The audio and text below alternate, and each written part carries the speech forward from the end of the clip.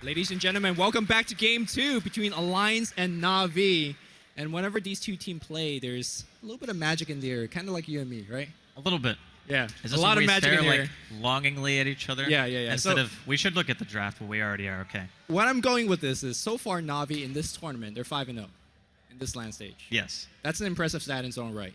But Navi, Alliance just got Wisp, which is definitely one of their go-to hero after Nature's Prophet. With that said, Navi is okay giving away the Wisp because they banned out Tiny.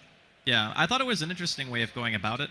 It just says to me that Navi are prepared for the Wisp, but the Tiny combination with the Wisp is what makes it scary to me most of the time, unless you're going for this kind of composition where you want to just win two lanes by having like a dual lane mid, for example, and then you put another safe lane together where you get a favorable matchup. And that's also a pretty decent way of doing it. You still have things like Sven available, you have like Phantom Lancer, even PA Alliance has been known to run in the past with that. Sure. I think the PA is less likely though, because against Leshrac and Gyrocopter without BKB, you pretty much just get annihilated. So I'm curious as to see what that partner is, as Bristle is also being taken out by Navi. So Alliance favoring the Beastmaster over getting one of the more tanky heroes to partner up with the Wisp. Wondering what they're going to get.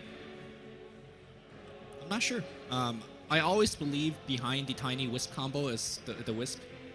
Yeah. Behind a very successful Songman is always that little ball. And I think Wisp is strong enough of a hero that you don't need to pair it. Like, it's not CK Wisp, it's not Tiny Wisp. For me, it's just the Wisp. Now, here's even the thing. Wisp Beastmaster isn't even that bad. Yeah, it's not bad. The hero alone just changes how the game is to be played. How Brewmother, for example, changed the last game. Yeah. What I'm worried about is the fact that Soneko's hero was not touched. I think Earthshaker, to me, was the MVP of the last game. How he salvaged the mid lane for Dandy, how he won the bottom lane, and now Winter Reverend is a Wisp counter, or at least a Wisp whatever combo counter, right? You relocate in, you immediately ultimate on the Wisp dies, and suddenly that hero is trapped. I like the Winter Wyvern pick for a handful of reasons. Not only because you can just instantly kill the Wisp, but because in general, just having the Shaker, it doesn't limit your lanes a ton, but it does a little bit, whereas the Winter Wyvern still leaves them very open. So Navi, if they want to go for an aggressive lane, have their Gyrocopter Winter Wyvern available to just do like a tri-lane with another hero, they can still do that. It's not making any of their lanes any weaker at all. They're still probably going to have that Leshrac either in the farming position or mid. Probably mid though, because we already see the Gyro, and Havos kind of plays both of the heroes, and I don't think I've seen Dendy Gyro before. So if that happens, that would be kind of a treat though, because something new. But Alliance now, after their Wisp and their Beastmaster, I think they'll probably just save their Wisp partner hero for a little bit later on, try to secure themselves a little bit of better lanes. I would even say, like, Vengeful Spirit I thought was a really nice pick last game against the Beastmaster. This game, I think it would actually be very good against what Navi have currently, for the same reason that, like, Winter's Curse is a very good tool for disabling. You can still try to save for that, but they're going to stick with what they know. They're going to go ahead and pick up the Bane, which I still feel is very strong. Everyman loves this hero. Yep. Even back in the day when he played. Oh, they get them both. All right. Alliance's turn. So MTW, right? Was MTW, yeah. That was like 2 years ago, wasn't it? I think so. Something like that. Way yeah. back. He loves this hero. But Earthshaker, like you said, being picked out. I still imagine that Soneko is going to play the Winter Wyvern and have Arcel play the Shaker. It could also be Funnick Shaker, depending. Yeah, that's definitely a possibility. How has Dendy's Leshrac has been for you? I mean, it's one of those heroes where much, honestly. I don't feel like when I watch Leshrac, I don't think it's one of those heroes that has a ridiculously high skill cap, right? Well, the items that he get generally don't require skill cap. It's the Yules for the guaranteed setup, the Bloodstone for the ultra tankiness, Glimmer Cave for more tankiness. We don't see like Blink Yules, Blink Leshrac, for example. Yeah. It's just not that good of a build. Yeah, I think for me personally, when I watch Navi, I prefer to see Dendy on heroes where he can really shine. Like Queen is, I think, a much higher skill cap hero than Lesh, in the sense that Leshrac is fairly immobile. Like, he walks around, he gets into the middle of team fights. Right. And for the majority of the laning phase, you're just throwing out Lightning Storms to CS, right? So, Viper. Yeah, Viper is still very solid here. It's a hero that Pycat loves, by the way. Viper and Sniper, the two rhyming heroes that are probably the bane of most pub games, at least in 6.83. But this is a great lane bully. I'm not sure how well it does against Lesh. Probably stops him from using Lightning Storm to CS as freely, because you will take a bit of damage from Corrosive. But I still think Navi have the tools to be able to gank and burst him down during the mid game. I think the Alliance just always want to have heroes who can fight, like, all the time. Okay, I know this is a long shot, but is there any chance to see a Beastmaster mid Viper safe lane by Loda? and an Emerald Bulldog Lone Druid, just to give him one of the strongest push possible. Quick mech from Viper, quick aura from Beastmaster. This is like playing it from a year or two ago. It's almost unheard of now for Beastmaster to go aura, simply because the boar and the axis is so important for the early game. You farm for the quick necro, and then you pick up the aura. I guess my one question to that would be, has Pycat played Beastmaster before? Like, I'm not sure. I think it's almost exclusively been Bulldog Yeah. who plays the hero. So And I again, mean, to be fair, that hero to me is one of the best offlaners now. yeah. That's also because we saw last game, right? Yeah. Like in a situation where he was even in the lane that got ganked, Bulldog was still able to make a lot happen with just having a book 3 and getting Aurora off, killing Funnick a few times when Funnick had like 1.5 times his own net worth. So I think the hero is in good hands and very capable hands in the Bulldog here. But ban out from Navi is actually going to be Ursa. So they're assuming the Ursa Wisp pairing very good for being able to abuse Roshan, which the sides have switched this game, by the way. As last game, Navi were playing on Dire, now Alliance are going to be Dire for game number 2. And Darkseer last ban out from Alliance. So Navi, they are going to be able to get their hands on a Chen, and that does mean we're going to be seeing the Funnick Shaker. Okay, so he played 2 Beastmaster games in LGD Int and 1 with Alliance. So yeah, very seldom does he play the hero, is what we're getting at. I don't think that will be the case. I'm also very curious on the statistic, if Noxua could look it up for us. What's the win rate when you get both Gyro and Leshrac? Because to me, those two are the most successful heroes of this patch. I think they're actually picked together a lot. 10 seconds remaining. I'm not sure what the win rate is. I'm just saying, like, you commonly see these heroes paired together. Because you generally give 5 away on seconds Dying or remaining. Wisp, and you just immediately snap up those two, right? Yeah. I mean, looking at it on Reserve paper, time. I think that Navi have a ridiculous amount of control. Like, you have Chen for the early gank, or maybe you even have Lane strong enough to where he can just farm up if he wants to go for, like, quick arcanes or maybe a mech. You have offlane Shaker. Funnick is obviously very capable on it. Sonico on Winter Wyvern, who I would say he single-handedly won his team the game with his ultimates on that hero the other day. And Wraith Alliance King. actually going to be going with the Wraith King carry. Interesting. I actually like this a lot. It's amazing pick this game. As most melee heroes you would really want to stray away from if you're playing against Winter Wyvern, for obvious reasons, because you could very easily get kited, or you just get cursed and then you die before the curse duration ends. But if you have 2 lives, then you might be able to either bait out BKBs, you might be able to go and eat enough spells to where your Viper, your Bane, your Beastmaster can make some work happen. So I'm curious to see how this works out. This is a hero I have not seen played very much lately. Here's the big concern you have for Wraith King. Wraith King by himself is not going to output too much damage, simply because of what Winter Wyvern could do. You just popped it on the ice block, and what is he has to switch target, he's going to get kited. With that said, Radiance just got buffed.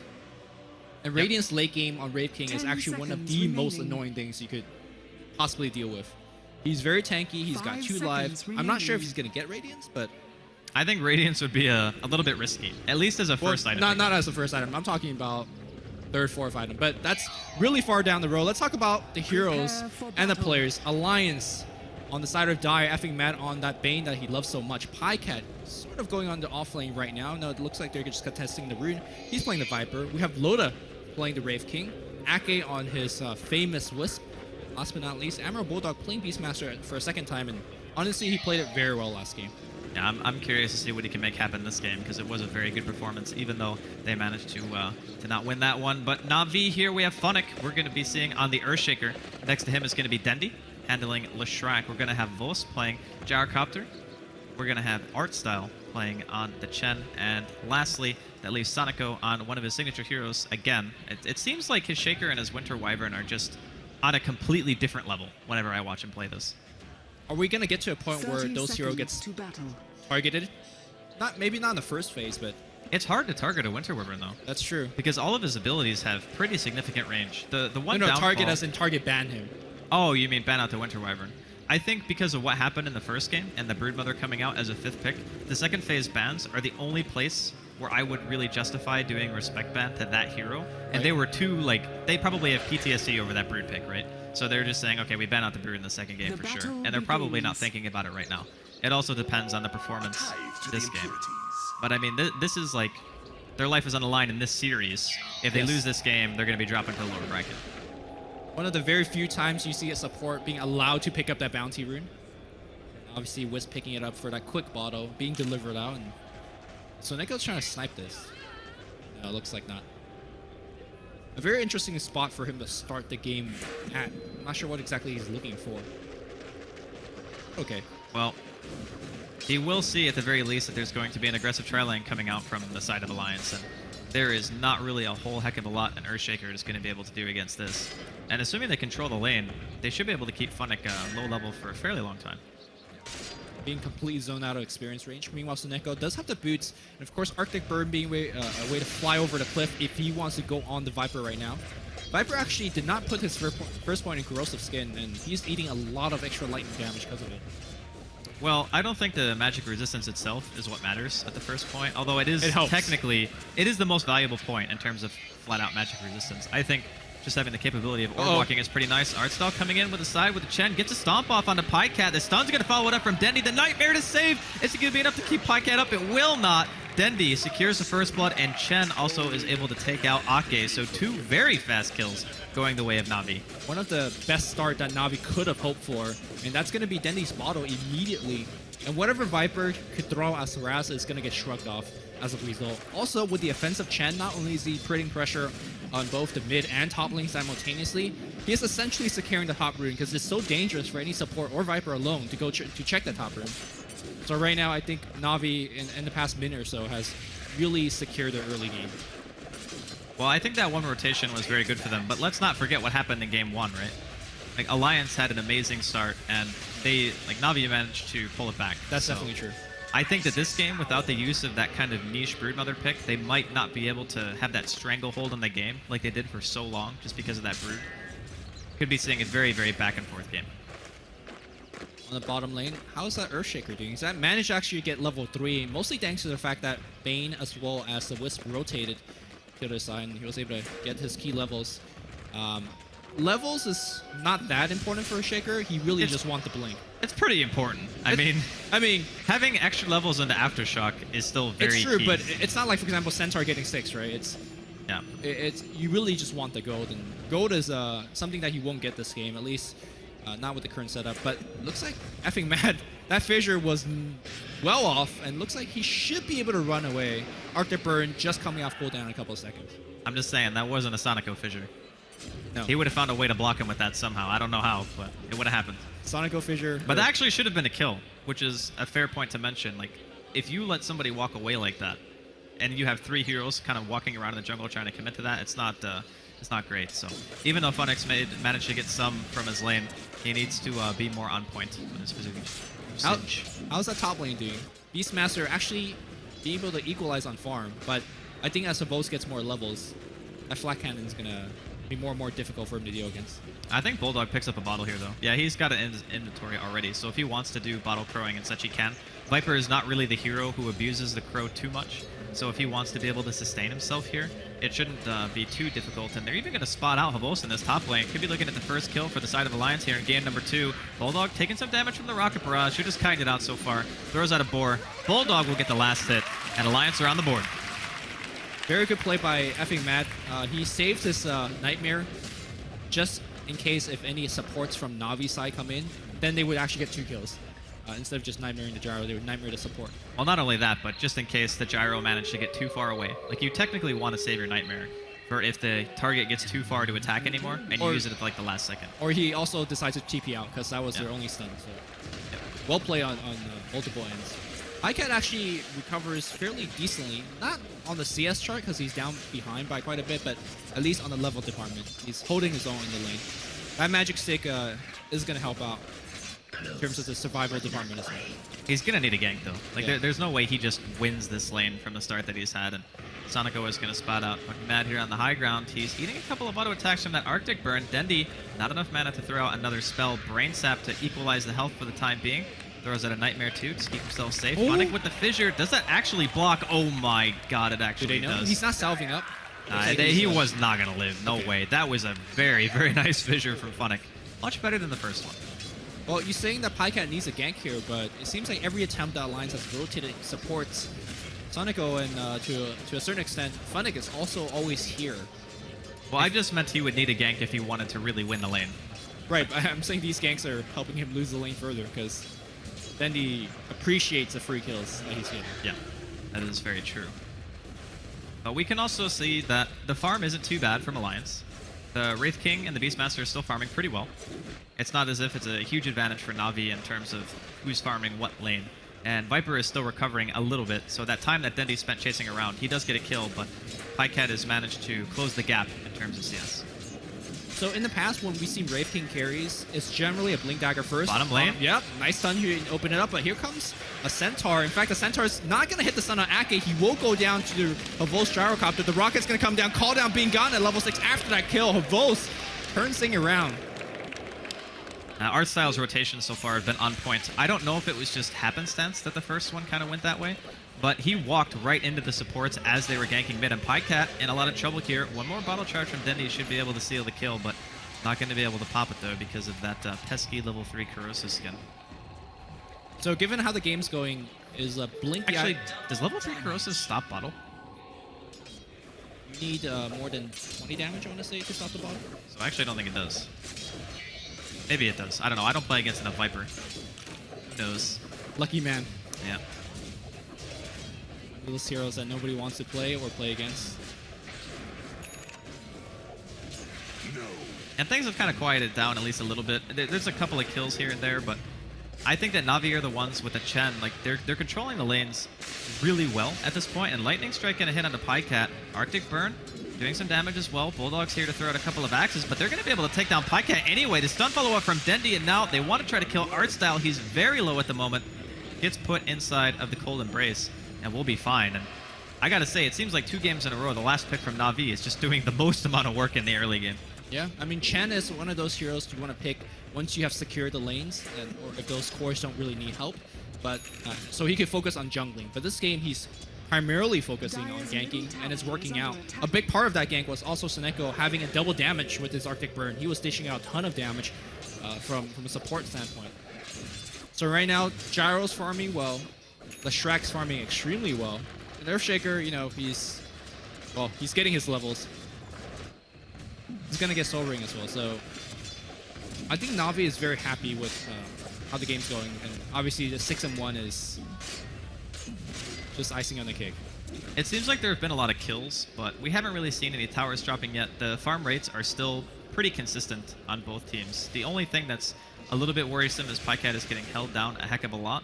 But, I mean, putting that much emphasis on the Viper, I don't really think Viper's that good of a comeback hero, if that makes sense. Like, playing from behind on that hero, it's like, it doesn't really feel that great, because you kind of want mech, you want tanky items, you want to be able to go for your Aghanims as well, eventually, be able to just kite out people in the fights. And I think if Navi keep applying pressure like this, he will probably be the one that suffers the most. One of those heroes that needs to play from ahead, needs to be tanky, and he's not getting it. I mean, the tower eventually will come from Navi, because they have a Chen. They have Leshrack with the Diabolic Edict at some point, so I'm more worried for Alliance. Again, second game in a row, I'm asking, you know, what is the catch-up mechanic here for Alliance? They do have the Wraith King with ultimate now. I mean, he can put himself in harm's way, get a decent amount of damage, maybe allow the Beastmaster to get off a decent roar, have the Viper throw out some damage as well. It seems like he's going for Midas. Yeah, he probably is. I mean, the Midas on Wraith King is actually insanely good, because every single point into Reincarnation drastically increases how often you can utilize your ulti. And that is pretty much the bread and butter of a Wraith King. Plus, the levels also allow you to get more points in the Mortal Strike. Gonna see a roar here. Dendy could be taken down. Sonico, he's gonna teleport in, react. The Hand of God already popped Cold Embrace, keeping him alive for a very long time. The heal's proving to be a little bit too strong, and I'm fucking mad. Might be in some trouble walking up to the high ground. Eats a couple of Arctic Burn autos there from Sonico. Well, that's fine. Look at the bottom lane. All the time being bot, and you talked about pushing tower. Navi's pushing for 2 towers in a row. Yeah, that tower's going down without any assistance.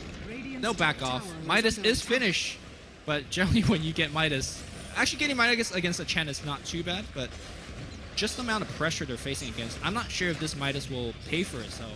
I guess the counter argument to that would be, what item does he buy that actually makes him able to do anything? Because I think a blink, you're not doing enough damage and you're not tanky enough. I think having anything other than a blink means you can't really initiate unless Navi walk into you. It just feels like there isn't really a great choice, so Midas is still okay. I think Blink is a fine choice to initiate if you have heroes like, for example, Gyrocopter that could dish you the AoE damage from the back, but there is no damage, especially now with the Viper very far behind. Also, Blink, you could blink in and stun somebody, but as we see, Soneko's been doing a very good job keeping people alive. with Cold's Embrace. So it seems like this is the only choice, like you said. And are they going to just get Reincarnation for free? Yes, they are. And there will be no return for Alliance. They're just not going to TP for this at all. There's Arctic Burn going out onto Loda right now. Dendi is almost in range for another Lightning Storm. They're going to spot him out. Here comes the Roar from the back, though. Funnick is the first one to get caught out from the side of Navi. He's getting chased down by the board. Bulldog, he gets fissured. Couple of spirits coming in from Ake, dealing some damage. Hellfire Blast and another kill finally on the board here for the side of Alliance. I think Soneko wanted to actually wait to the very last moment to Cold Embrace, but Beastmaster kind of just died before that happened. So a very much needed kill for Alliance. And the fact that they didn't even have to TP is a little bit extra going for them. They are losing their tier 1 middle in the meantime. Navi grouped up here in mass. Pycat walking in, looking to try to deter the push, but instead ends up giving away his own life. He does manage to Viper Strike Havos, despite ulti, before he ends up dropping there. Alliance will get the mid-tier 1 deny, so I guess that's a little bit of icing on the cake. And Bane now has his ultimate, so the Fiend Script now being available means that if they manage to catch somebody out, should be a pretty easy pick-off. There are a couple of ways to interrupt Fiend Script in this game, but Shaker and Leshrac are the primary two. And then I guess a Chen creep if you have like a Net or a Chen with a Centaur. Yeah, I think the key thing is that, like you said earlier, these last picks from Navi, the Broodmother last game, the Chen this game, is just, they're not having enough answers. Or any answers. And for, again, a second game row, Pycat is just being shut down. And I think it's much worse to have a Viper being shut down than Shadow Fiend. At least Shadow Fiend could catch up and farm. Like we talked about Pycat, what is he really going to do at this stage of the game? Yeah, it is a bit of a rough position, but I think these are the types of games that can be turned very quickly just by 1 or 2 fights. Because there's nothing on the side of Navi that just says, we will have a stranglehold on this game because of our late game carry potential, or just because our lineup is like better at this stage in the game than yours. I think it's more like they're just playing very well during the early game, and these are the games that have a tendency to have the most volatility when fights break out in the later stages. I disagree. I think once Dendi gets his Bloodstone, there's next to nothing that they can kill him. I mean, sure, if they all 5 collapse on him, they can, but without Beastmaster's Necrobook, which he's still working on, the fact that there's Hand of God, there's the natural tankiness of Bloodstone and Cold Embrace, how are they actually bringing down Dendi? Dendi is going to be a huge problem in the front line. And that's also not countering the fact that there's a Chen sandbag. What I meant was, there's a larger chance to come back in these types of games than in Game 1.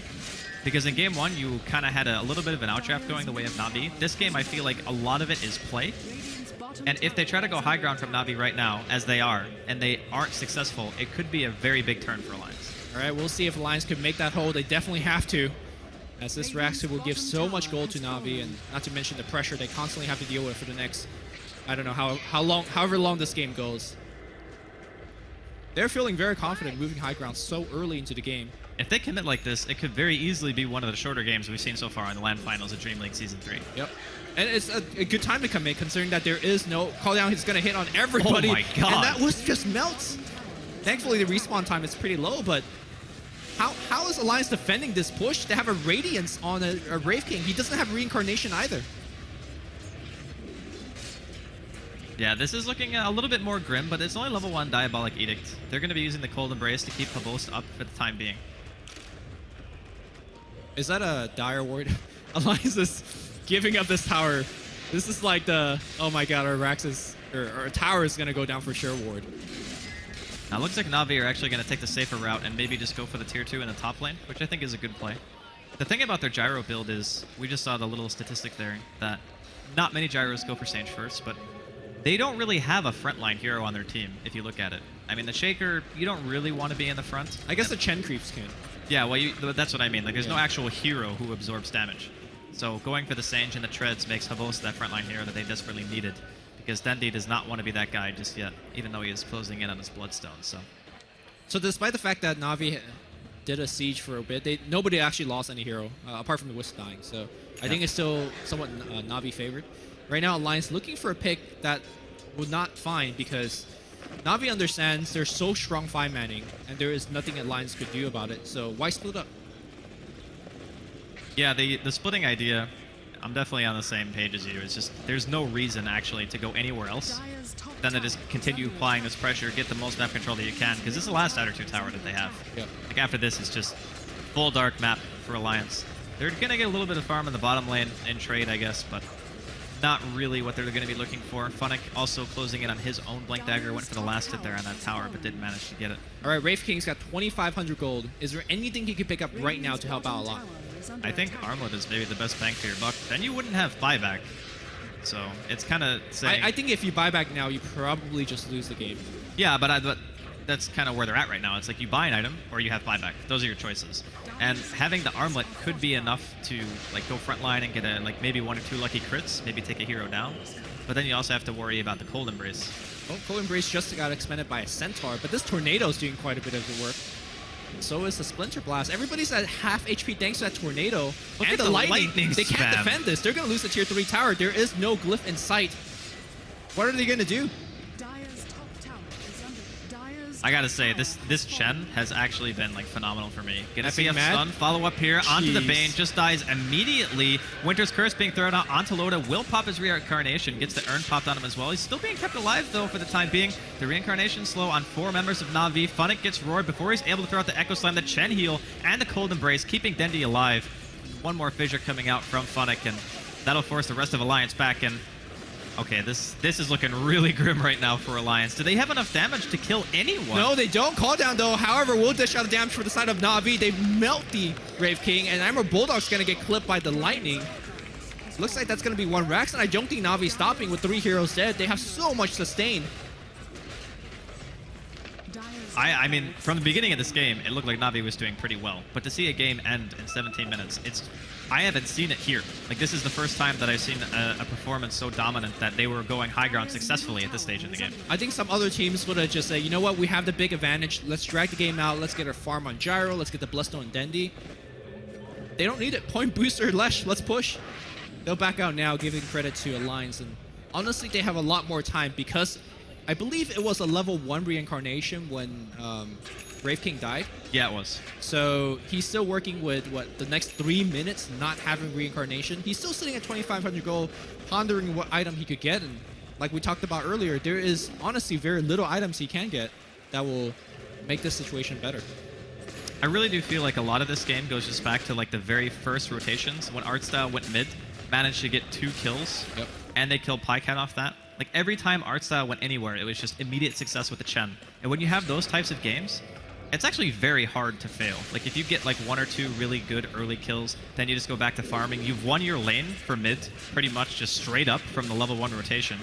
And then your safe lane is still going fine for you no matter what, and your off lane is just a Gyrocopter versus a Beastmaster, which is A-okay. And you know the supports from Alliance, their rotation potential isn't really that great with just the Bane and the Wisp. They kind of need level 6 before they can do any real kind of work with the Wraith King and the Wisp combination. So I think Navi, like, I don't want to say it was an outdraft, but it feels that way. Like, I really don't feel like Alliance can do much at this point. I don't think the last pick Wraith King that helped at all. I can see what they were trying to do with it, though. That's the important part is... Well, 2 games in a row, Alliance assumed the game would go long enough for the hero to actually come into effect, which Navi said no. It's not going to go long enough. Well, They're going to try to do a backstab, but Loda, keep in mind, he doesn't have reincarnation. It's down to half HP. He pops a Blade Mail, which gets damage off him for a bit, but the call down will hit on Loda, and Loda's dead on the back line. Meanwhile, looks like Dendi, again, unkillable. And I think Bane is just going to be forced away. He does have a teleport scroll, but I don't think he'll make it home as Funnick blinks forward. Effing Mad is dead as well. There is a buyback here from the Wraith King, but again, he's just buying back to call GG as Alliance just get dismantled. Yeah, that was a sub 20-minute game. Like, I don't really know what else to say. I think Artstyle